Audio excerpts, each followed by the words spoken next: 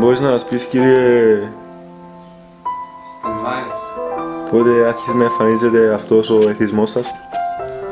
Άρχισε γύρω στο 2006, όπου οι φίλοι μου άρχισαν να παίζουν Farmville και Pet Society, είναι παιχνίδια στο Facebook.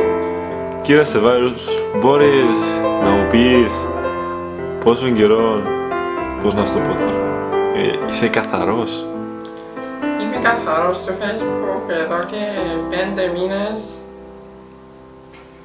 Ναι, επειδή έχουν κόψει το διαδίκτυο στο σπίτι μου, για να μπορώ να βγω από το Facebook και να βγω έξω από την κάμαρη μου, το σπίτι μου. Γεια σας, είμαι Μαρής Χριστοδόλου, κατάγομαι από τη Λαγατάμια. Είμαι κάτοικος Πύρκου, κάτω Πύρκου. Η μάνα μου είναι από το Πρασκύλο Μοχώστιο, ο πατέρας μου είναι από την Αμόχωστο, Αρθωσιάτης φυσικά, η μάμα μου δεν ξέρω. Από την καιρό που κόψα Facebook νιώθω καλύτερα. Οι λόγοι που με επηρεάζαν να κόψω ήταν η μάνα μου και κάποιοι φίλοι μου κάνουν skateboard, εδώ και να μην, μόνο και εγώ τώρα πιο.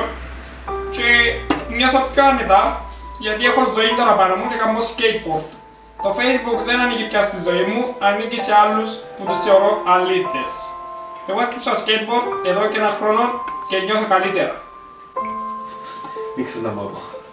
Το Facebook σταμάτησα το γιατί φύγε πίσω. Φίλοι μου, μην να το πω. Εγώ λίμωνα στο Facebook, θεωρούσα γυναίκες, κάμουν μου πετλάρες.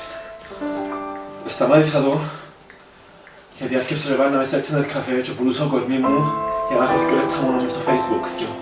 Facebook είναι καλό πράγμα, ενοχλεί. Διάγραψε και εσύ Το Facebook.